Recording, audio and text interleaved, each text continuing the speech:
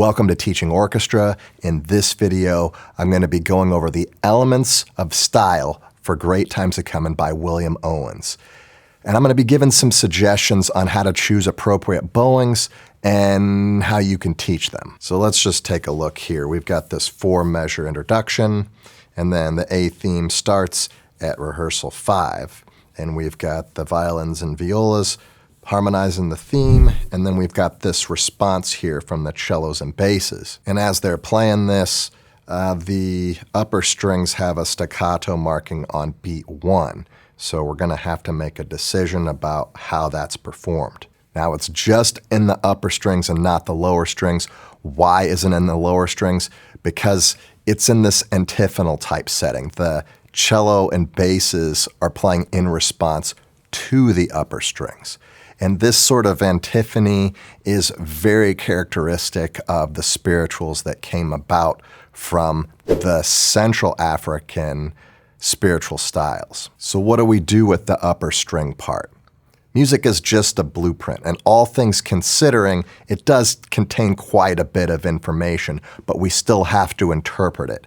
Simply, staccato means to separate or to play detached. Sometimes we argue and say, oh, it means short. No, it doesn't. It means detached. Okay, yeah, but what does it really mean and how are we going to play it? It means play shorter, because if you're detaching something, you're not going to be able to play it full length, right? So how short should it be? That's the question you have to ask. And in what style? As string players, we always ask how much weight, how fast is the bow, on the string or off the string. These are general concepts, and we can generate unlimited interpretations based on just those criteria, right? Yes, but when we eliminate the combinations that aren't justifiable, we end up with just a few in reality. So most orchestras play this on the string. Maybe it's because they like that sound, but maybe it's because they don't know how to get off the string. I usually have my students play off the string unless it's a beginner group or unless I don't have time to teach the technique. But my preference is to use a brushstroke because it best mimics the voice. And the other option would be to do a collet stroke if you're going off the string, but I think collet is a little too short. I don't think it fits the style very well either. I don't think it matches the voice. Look, is it a coincidence that the title of this work has 5 syllables and the first measure of the A theme also has 5 notes? And the antiphonal response also has 5 notes. Is that a coincidence? I think not. So if we just sing it, great times are coming, great times. What does your voice do, and what does it take to sing it? And how does that translate to the bow? I think that the brushstroke approximates this the best way, but you can try some other elements of vocal style and adjust your technique to get the way you want it. And I feel like sometimes we let great get in the way of good. Yes, it would be great if we could do brushstrokes. That would be great.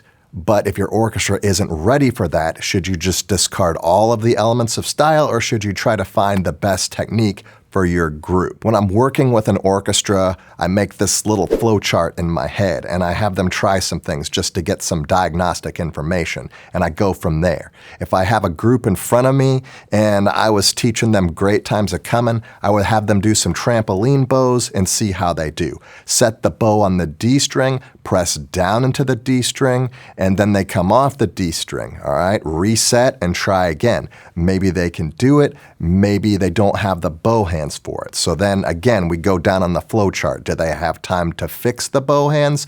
Now, if this is my group and I see this group every day, I'm going to fix the bow hands. That's going to be my priority.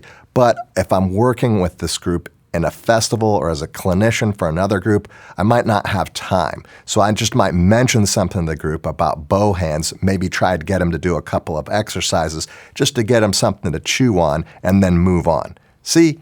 It's the flowchart mindset. All right, measure 13. We have 2 staccato eighth notes and an accented quarter note.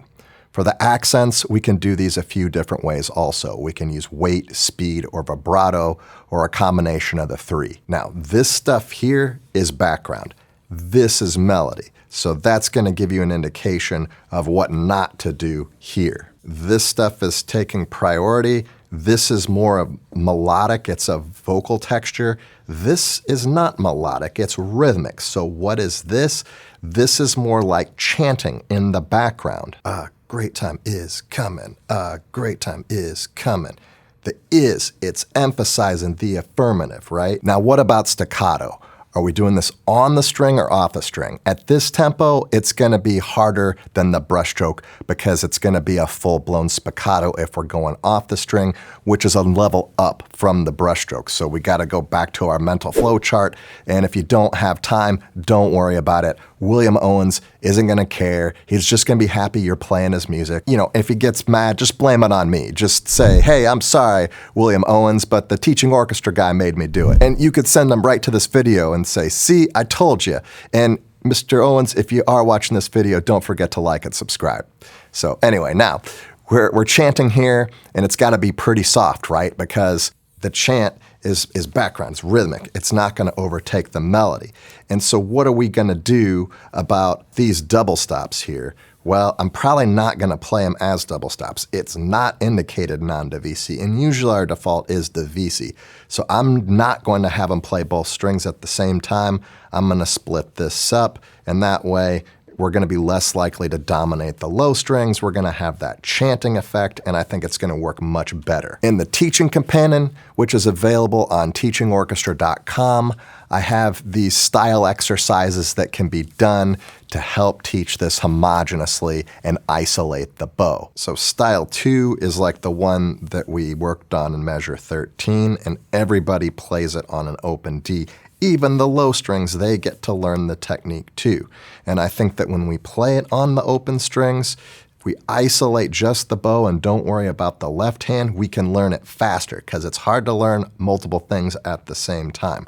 Then once we get good at it, we can start putting the left hand down. Now what I like to do is, I like to take these style exercises and I like to go back through and I'll substitute them for the whole notes. So it'll be quarter, eighth, eighth, quarter, eighth, eighth, and I'll just do that for the whole tetrachord all the way up and all the way down. Whichever technique you choose, this is gonna help your students learn the style faster. If it's on the string, off the string, brushstroke, colle, whatever, you know, the open strings make it easier. Now, when you add the fingers, it adds a challenge, so make sure they're very comfortable with the bow first. When you start adding the fingers, it complicates things, and then you have to ask yourself, can they play the style and the finger pattern in tune? Okay, sometimes they get the style, but then the finger pattern's out of tune. So if it's out of tune, then you just gotta go back to the finger patterns and fix that, and then fix the style and kind of marry the two together. If they can play the finger pattern and the style at the same time, they're gonna be in great shape to play Great Times A Comin'. And that's it for this video. In my next video, I'm gonna talk about how to teach rhythm through bow technique to an orchestra teacher's approach to teaching rhythm, and I hope to see you then.